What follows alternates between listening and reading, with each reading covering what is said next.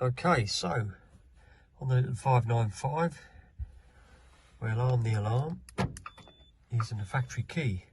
2 beeps, flash the indicators, and your status LED flashes away to tell us it's armed. Doors, boot and bonnet protected, and internal movement sensors too. Crucially, with this system, we've got driver recognition.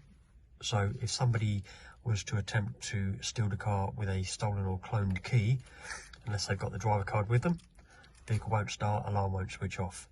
So what we'll do is we'll trigger the alarm.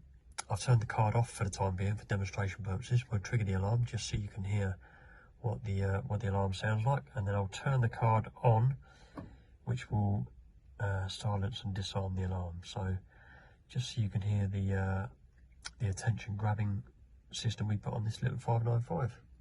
Here we go.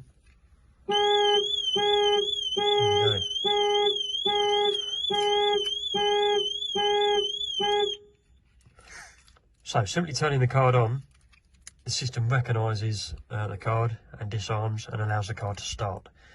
So now the card's turned on. We can leave it turned on all the time. Now the card's turned on. If I press the lock button of the car, the system's armed again. You see the blue LED is flashing, system's armed.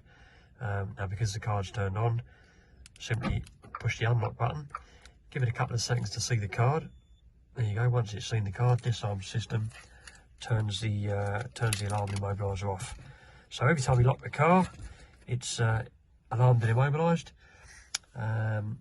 keeping it protected. Door, boot, bonnet, interior movement sensors, battery backup, siren, horn honk, driver recognition, etc, etc.